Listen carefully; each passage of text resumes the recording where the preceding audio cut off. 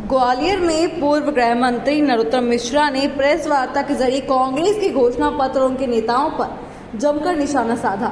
नरोत्तम मिश्रा ने कांग्रेस के न्याय पत्र की तुलना मुस्लिम लीग के घोषणा पत्र से की और कहा कि ये पार्टी शरीयत की तरफ ले जाने वाली पार्टी है। कांग्रेस का घोषणा पत्र मुस्लिम लीग के घोषणा पत्र से मिलता है, उनकी झलक साफ दिखाई देती है। नरोत्तम मिश्रा ने कमलनाथ और जीतू पटवारी पर भी तीखा जुबानी हमला बोला।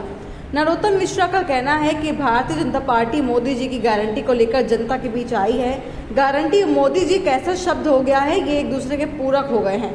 यदि गारंटी की बात होगी तो मोदी जी का चेहरा दिखाई देगा, यदि मोदी जी की बात होगी तो गारंटी जरूर दिखाई देगी। तुलनात्मक रूप से देखा जाए तो मोदी जी वतन के लिए जीने वाले व्यक्ति हैं और विपक्ष के जो फोटो आ रहे हैं उससे दिखाई देता है कि वह मटन के लिए जीने वाले लोग हैं। कांग्रेस का घोषणा पत्र देखे तो रोम नजर आएगा और भाजपा के अंतःकरण में देखे जाए तो राम नजर आएंगे।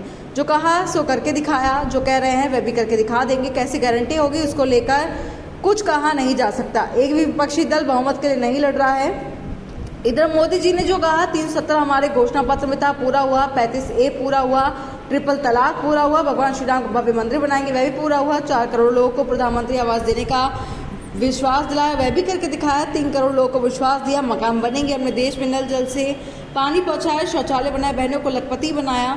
10 करोड़ बहनों को पूरे देश के अंदर उज्ज्वला योजना का लाभ दिया। कांग्रेस वादी करती रही, नारे लगाती रही। मोदी जी ने 25 करोड़ लोगों को गरीब रेखा से निकालकर देश के सामने बड़ा उदाहरण पेश कर दिया। 5 साल में विश्व की तीसरी बड़ी शक्ति मोदी जी की सरकार और भारत तीसरी बड़ी ताकत बनेगी। एक इतिहास को रचने काम देश के अंदर शांति लाने का काम किसी ने किया है तो वह मोदी सरकार है। ग्वालियर से विकी शर्मा की रिपोर्ट। हो चुका है सर, आज कमलनाथ जी के बंगले पर कार्रवाई की गई है पुलिस के लोग, उसको लेकर क्या कहेंगे? वो तो कह रहे हैं कि विपक्ष सत्ता पक्ष की कार्रवाई है। देखो,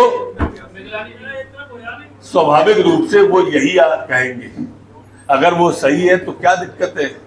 कोई भी जांच के लिए आए तो उसे दिखा दो, इसमें कहाँ दिक्कत आती है? किसी को क्यों दिक्कत आना चाहिए? वो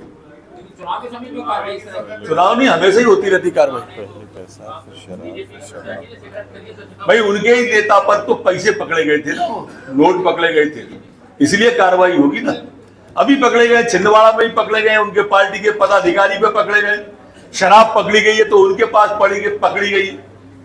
अब ये कमलनाथ जी की हार वहां पर स्पष्ट दिख रही है, इसलिए पैसा और शराब का खुलकर प्रयोग वो करना चाहते हैं। पैसे वाले पैसे की दम पर लोकतंत्र को खरीदना चाहते हैं, जनता के बल को खरीदना चाहते हैं। भारतीय जनता पार्टी ऐसा नहीं होने देगी। हमारा विश्वास लोकतंत्र में है, हम इमरजेंसी वाले लोग नहीं है।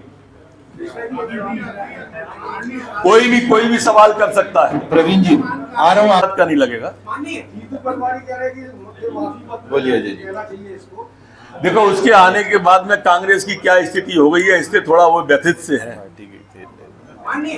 वही तो जीतू पटवारी है जो अपनी पार्टी को कहते थे पार्टी गई तेल लेने, सब तेल लगा रहे हैं तो दिक्कत हो रही है। बोलिए बोलिए बोलिए बोलिए, आप तो प्रश्न रखिए।